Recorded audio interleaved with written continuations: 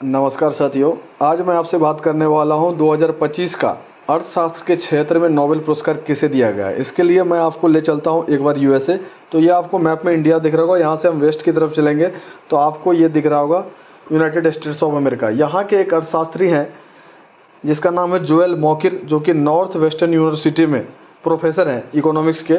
उसको अर्थशास्त्र का नोबेल पुरस्कार दिया गया है। साथ ही यहीं पर एक और है अर्थशास्त्री ब्राउन यूनिवर्सिटी में, जिसका नाम है आपको पीटर हॉबिट। वो भी इकोनॉमिक्स के प्रोफेसर हैं।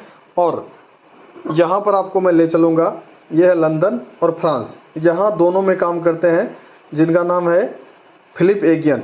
लंदन स्कूल ऑफ इकोनॉमिक्स में प्रोफेसर है। इन तीनों अर्थशास्त्री को एक साथ दिया गया है 2025 का नोबेल पुरस्कार। तो आइए इनके योगदान की बात करते हैं और आखिर इसे क्यों दिया गया है। तो जोएल मॉकिर जो हैं अपने शोध में बताया है कि कैसे तकनीकी प्रगति के माध्यम से सतत विकास संभव है। और उन्होंने उपयोगी ज्ञान की अवधारणा प्रस्तुत की है जिसमें सैद्धांतिक और व्यवहारिक ज्ञान का संयोजन होता है। मॉकिर ने विज्ञान और प्रौद्योगिकी के बीच सकारात्मक प्रतिक्रिया के महत्व पर जोर दिया है। और फिलिप एगियन और पीटर हॉबिट की बात करेंगे तो उनका योगदान क्या है। एगियन और हॉबिट ने क्रिएटिव डिस्ट्रक्शन की अवधारणा प्रस्तुत की है, जो बताती है कि नवाचार कैसे पुरानी तकनीकों को बदलकर आर्थिक विकास को बढ़ावा देती है। यदि एक साथ मैं बात करूं तो आपके एग्जाम पॉइंट ऑफ व्यू से नवाचार चालित आर्थिक विकास पर महत्वपूर्ण कार्य किया है। इंग्लिश में बोलेंगे इनोवेशन ड्राइवन इकोनॉमिक डेवलपमेंट पर इन्होंने कार्य किया है तीनों ने मिलकर, इसलिए इन्हें ये पुरस्कार दिया गया है।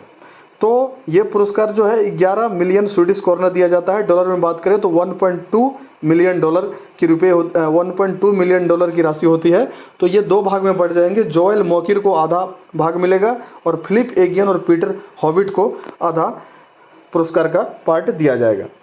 नोबेल समिति की मान्यता की बात करें तो नोबेल समिति ने उनके काम को पहचानते हुए कहा कि नवाचार आर्थिक विकास का मुख्य चालक है। यह समझना महत्वपूर्ण है कि कैसे समाज नवाचार को बढ़ावा दे सकते हैं।